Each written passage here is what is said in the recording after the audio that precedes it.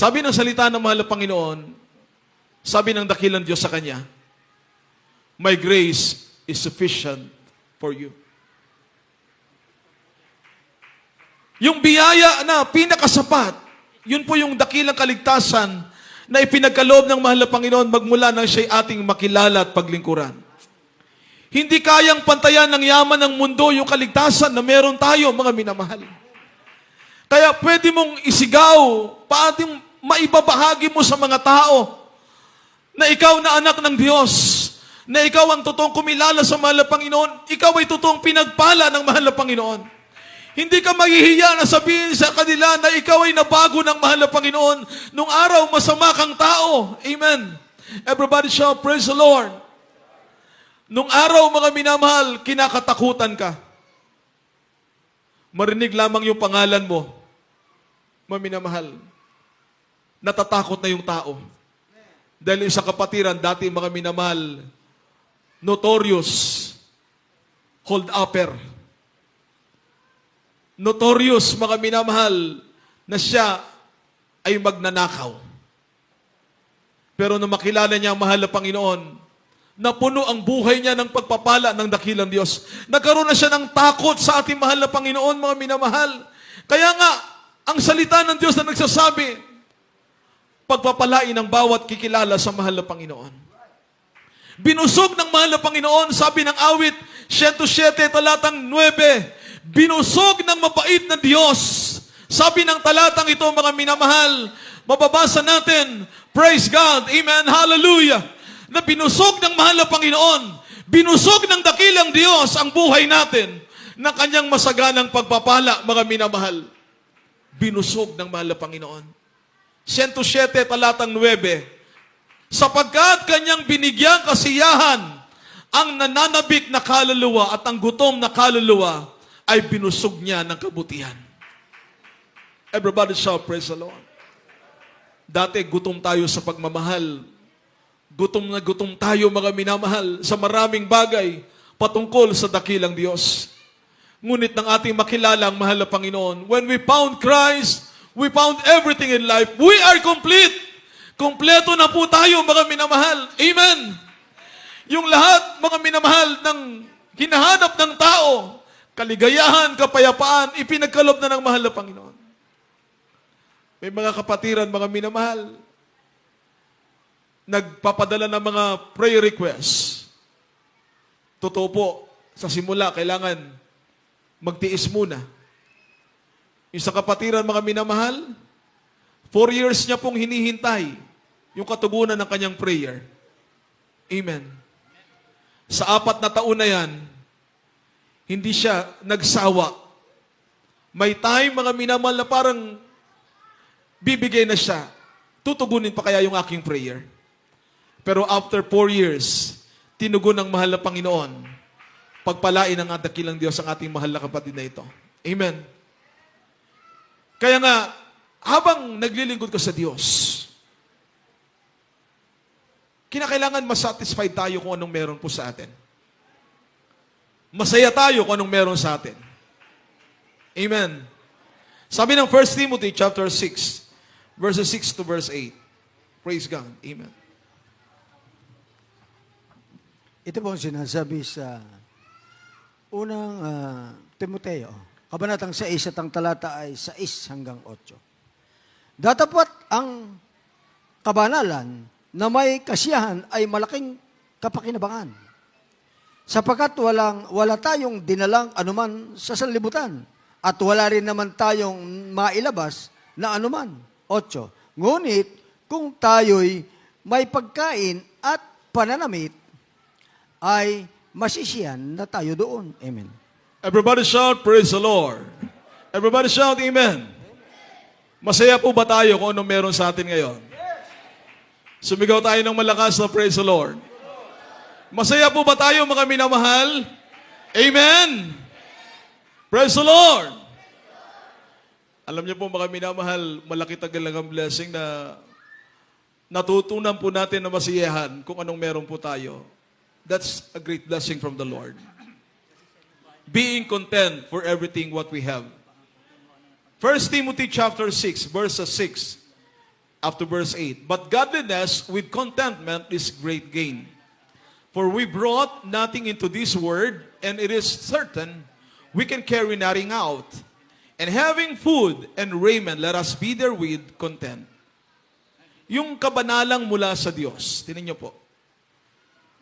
Dati mga minamahal, iba yung pamumuhay natin. Malayo tayo sa direksyon na ninanais sa mahal na Panginoon sapagkat nagkanya-kanya tayo. Kanya-kanyang buhay. Buhay makasanlibutan, buhay makasalanan. Kung ano yung uso sa sanlibutan, hindi tayo nagpapatalo. Dapat nakakasabay tayo ng uso sa sanlibutan. Mga minamahal, kung maaari, mahigitan mo pa. Kaya nung naging Krisyano ka, mga minamahal, iniwan mo na lahat yon. Hinubad mo na, mga minamahal, ang lahat ng buhay sa sanlibutan. Everybody shout, praise the Lord. Everybody shout, amen. Kaya yung ibang mga kapitbahay mo, sinabihan ka ng losyang. Amen? Pero, nasa pagdadala kasi yan ng mga paano tayo mabuhay. Ibig sabihin, kung sister, kung mahaba yung buhok, iayos mo lang mga minamahal. Amen? Yung ating pananamit, mga minamahal, ganun din sa brother. Kung iayos natin ang lahat, mga minamahal, mahihiya silang sabihan kang losyang. Sasabihan pa nila, mga minamahal, pinagpala. Di ba? Sa atin lang madalas marinig yung word na pinagpala eh. Kasi ang word ng sanlibutan, swerte. Pero pag anak ka ng Diyos, pinagpala ka sa lahat ng pinagpala. Kasi yung blessing, yung word bless, yun po, mga minamahal, ay laging nakadikit. Kakambal ng buhay bilang isang Krisyano ka, isang mananampalataya. You are blessed. Kaya nga, pag kinakanta natin yung kanta, mga minamahal, na we're together again. Mga minamahal, I'm blessed, I'm blessed. Pag sinabing, how are you, brothers? Sisigaw ka ng malakas na, I'm blessed, I'm blessed. How are you, sisters? Sisigaw ka ng malakas ng, I'm blessed, I'm blessed. Bakit, mga minamahal? Totoo tayong pinagpala ng dakilang Diyos. Hindi ka ba pinagpala ng mahal na Panginoon? Dati, mga minamahal, lubog ka sa problema, lubog ka sa utang, inaayos ka ng mahal na Panginoon, hinango ka niya doon, pinagpala kang totoo ng dakilang Diyos. Ang dami-dami mong problema ngayon, nilutas ang mahal na Panginoon ang lahat ng problema natin. Sabi nga nila, noon hindi ka makatulog, wala kang peace of mind. But now, you can sleep like a baby. Amen. Kumbaga, payapang-payapa ka. Kaya yung establishmento ng kapatiran, maminamahal, yung mga kasama niya po doon sa kanilang area na mga business, may mga security guard, mga minamahal, may mga CCTV. Yung pwesto ng kapatiran, ang nakalagay lang sa harapan ng kanyang pwesto, Bible. At ang sabi ng kanyang mga kaibigan doon sa mga kalapit niya pwesto, bakit wala ka ritong CCTV? Bakit wala kang security guard? Ang sabi niya, ang nagbabantay sa akin, ang makapangyarihang Diyos at ang mga anghel ng mahal na Panginoon. Amen? Amen? Everybody shout, praise the Lord. May isang patotoo yung kapatiran, mga minamahal, talagang iingatan ka ng mahal na Panginoon pagtapat ka na naglilingkod sa dakilang Diyos. May tindahan siya, mga minamahal, at yung kanyang benta nung araw na yun, mga minamahal, halos mahigit 5,000. Alam niyo po, hinanap niya na doon sa lugar ng tindahan niya, sa bahay niya, wala, mga minamahal. Sinarado niya na po yung tindahan niya dahil hindi niya na makita. Pumunta sa gawain, nagpuri sa mahal na Panginoon, mga minamahal. Dahil hindi niya makita, ipinagpasa Diyos niya na po. Ipinagpasa Diyos niya na. Habang siya ay nananalangin sa mahal na Panginoon, ikaw ay totoong Diyos. Nung araw na yon, mga minamahal, pagdating sa pagbibigay, hindi siya nag-alinlangan. Nagbigay siya ng buong kagalakan, buong katapatan. Alam niyo po mga minamahal, nung bubuksan niya po yung kanyang tindahan, kinabukasan, after ng kanyang pagdalo sa gawain, pagbukas niya mga minamahal, yung kanyang hinahanap-hanap na matagal, pagbukas niya, bumulaga sa kanya mga minamahal, nandun mismo sa harapan ng kanyang tindahan. Amen? Sinong may gawa nun, mga minamahal? Yun ang kapangyarihan at pangako ng Diyos na iingatan niya ang kanyang mga tapat na anak. Kaya nga tayo mga minamahal, ang buhay natin, ang buhay ng mga anak ng mahal na Panginoon. Hindi tayo, sabi nga nila, nalulugi. Lahat ng blessing, lahat ng sakripisyo natin, habang ikaw ay patuloy na matapat na naglilingkod sa Diyos, hindi humihinto yung pagpapala ng mahal na Panginoon. Yung araw-araw lang tayo ay malakas, amen? Blessing na po ito na galing sa mahal na Panginoon. Amen? Iniingatan ka ng mahal na Panginoon, saan ka man pumaroon, nagbabantay ang ating dakilang Diyos sa atin. Kaya nga, sabi ng banal na kasulatan, when we found Christ, mga minamahal, He is the source of everything. Siya po, mga minamahal, yung nagpo-provide ng lahat po ng ating mga pangangailangan. Pero higit sa lahat, He is the author and the finisher of our faith. He is the one that holds our future. Ang eternal life sa piling ng mahal na Diyos. Ang buhay na walang hanggan. Makikita natin sa New Testament. Dito po tayo, mga minamahal, sa Aklat ni Juan, Kabanatang 4, 5 hanggang 14. At mamaya, last verse na po tayo, Philippians 1, verses 9 to verse 11. Dito po sa Aklat ni Juan, Kabanata 4, ang mga talata po ay 5 hanggang 14. Dito sa 5. Sumapit nga siya sa isang bayan ng Samaria na tinatawag na Sikar, malapit sa bahagi ng lupain ibinigay ni Jacob kay Jose na kanyang anak. At naroon ang balon ni Jacob. Si Jesus nga nang napapagod na sa kanyang paglalakbay, ay naupong gayon sa tabi ng balon, mag-iikanim na ang oras. Dumating ang isang babaeng taga-Samaria upang umigip ng tubig. Sa kanya'y sinabi ni Jesus, painumin mo ako sapagkat napasabayan ang kanyang mga alagad upang magsilbi ng pagkain. Sinabi nga sa kanya ng babaeng Samaritana, paano ngang ikaw na isang Hudyo ay humingi ng mainom sa akin, na ako'y babaeng Samaritana, sapagkat hindi ka nakikipag-usap ang mga tag-Hudyo sa mga Samaritano. Sumagot si Jesus at sa kanya sinabi, kung napagkakilala mo ang kaloob ng Diyos at kung sino ang sa iyo nagsabi, painumin mo ako, ikaw ay humingi sa kanya at ikaw ay bibigyan niya ng tubig na buhay. Sinabi sa kanya ng babae, Ginoo, wala kang sukat isalok ng tubig at malalim ang balon. Saan nga naroon ang iyong tubig na buhay? Dakila ka pababaga sa aming amang si Jacob, na sa amin nagbigay ng balon at dito'y umiinom siya at ang kanyang mga anak at ang kanyang mga hayop. Sumagot si Jesus at sinabi sa kanya, ang bawat umiinom ng tubig na ito ay muling mauuhaw. Datapat ang sino man umiinom ng tubig na sa kanya ay aking ibibigay ay hindi na mauuhaw, magpakilanman. Ngunit ang tubig na sa kanya ay aking ibibigay ay magiging isang balon ng tubig na bubukal sa kabuhayan walang hanggan. Amen. Palakpakan natin lahat ang ating mahal na Panginoon. Everybody shout, praise the Lord. Praise the Lord.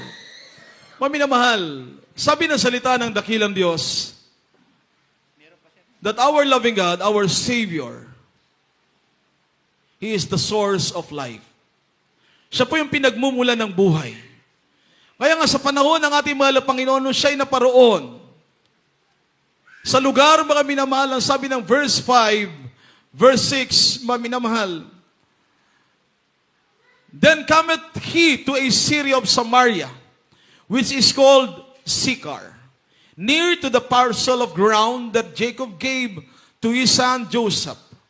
Now Jacob's well was there. Pansinin natin, ang Jacob's well.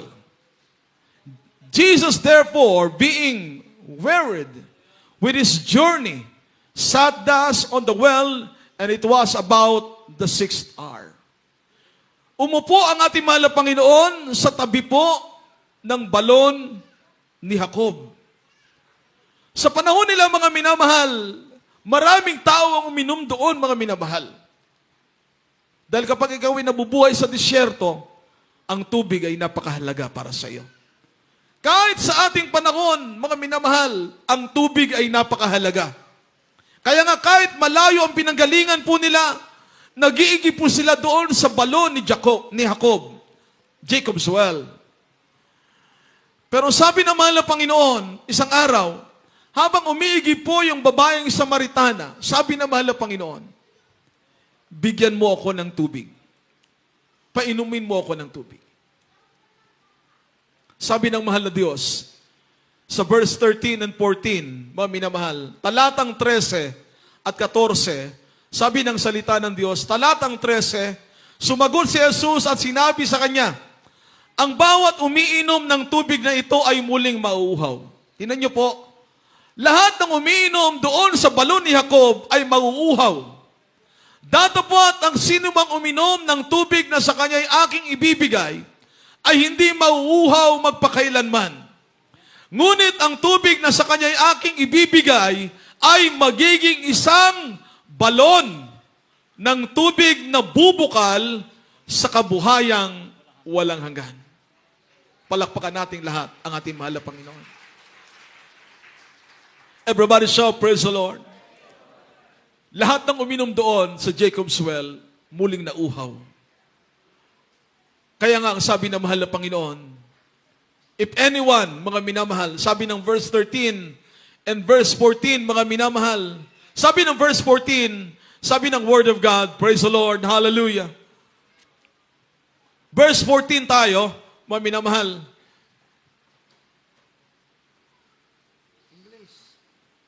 Jesus answered and said unto her, mga minamahal, verse 14, but whosoever drinketh of the water that I shall give him shall never thirst. Amen. Amen. Why? In Christ, we are complete. Hindi ka na maghahanap pa, mga minamahal. Narito na po sa panalagawain ng Jesus Miracle Crusade International Ministry, itinuro ng ating beloved Honorable Pastor Evangelist Will Estrada Almeda ang powerful Word of God, ang powerful Gospel. Bago mangaral ang mahal na pastor, mga minamahal, many times, many days, mga minamahal, months of sacrifices, fasting, mga minamahal. Kaya maraming himala na ginawa ng mahal na Panginoon. Maraming gumaling. Maraming nabago ang buhay. Bakit, mga minamahal? Nandito ang makapangyarihang Diyos na dumirinig at tumutugon ng panalangin. Everybody shout, praise the Lord. Ituloy natin, mga minamahal, ang basa. Verse 14, praise the Lord, hallelujah. Sabi po rito, but the water that I shall give him shall be in him a well of water springing up into everlasting life. Yung buhay na nanggagaling sa mahal na Diyos. When we found Christ, we are complete. Ibig sabihin po, mga minamahal, our future, mga minamahal, hawak ng mahal na Panginoon. Every morning, when you wake up, may panibago kang lakas, may kapayapaan ka. Pag natulog ka, babantayan ka ng mahal na Panginoon. Saan ka man pumaroon, iingatan ka lagi ng mahal na Panginoon. Maminamahal. Everybody shout, praise the Lord. Ating beloved brother Ace Barber, maminamahal, doon sa Middle East, sa dako ng Riyadh, napakaraming mga patotoo. Talaga, mga minamahal, sacrifices. Dahil doon maraming mga batas na talagang pag ikaw ay Kristiyano, kung hindi mo tayuan ang pagiging Kristiyano mo, pagiging mananampalataya mo, mga minamahal, maaari kang magipit sa mga batas na nandoon sa bansa, mga minamahal, na kanyang kinalalagyan. Ngunit nanangan sila sa salita ng mahal na Panginoon. Nandyan iniingatan ng mahal na Panginoon, pinoprotektahan ng mahal na Panginoon, saan man pumaroon ang mga anak ng dakilang Diyos, sapagat ang ating pinakamimithi natin, ay ang totoong langit sa piling ng mahal na Panginoon. We found Christ. Everybody shall praise the Lord. The true God, the lover of our soul. Yan ang ating mahal na Panginoon. Siya ang dakilang Diyos na mangingibig ng ating kaluluwa. Wala na tayong hahanapin pa. Ang gagawin na lamang natin, magpatuloy tayo. Magpakalakas. Manangan sa salita ng mahal na Panginoon. Mamuhay na may kabanalan. Maging tapat sa lahat ng bagay. Magpagamit sa mahal na Panginoon. Amen. Everybody shout, praise the Lord. Salamat sa mahal na Panginoon. Salamat na kilala natin ang totoong Diyos. Hindi mababayaran ng yaman ng mundo. Hindi mapapantayan ng anumang material na bagay sa mundo ang pagkakilala natin sa mahal na Panginoon. He lives in our hearts. Amen. Nakatira ang mahal na Panginoon sa pinto ng ating mga puso. Nananahan ng mahal na Panginoon sa tuwi-tuwi na. Ito ang ating kagalakan, kasiyahan, mga minamahal. Hindi tayo kailanman iniwan at pinabayaan ng ating mahal na Panginoon. Umawi tayo sa ating dakilang Diyos. Praise the Lord, mga minamahal. Magpasalamat tayo sa mahal na Panginoon sa lahat ng biyaya na nagmumula sa ating mahal na Panginoon. Sa lahat ng ating nakamtan, sa lahat-lahat ng pagpapala, gabay at patnubay ng ating dakilang Diyos sa ating pong lahat. Awitan natin ang ating mahal na Panginoon.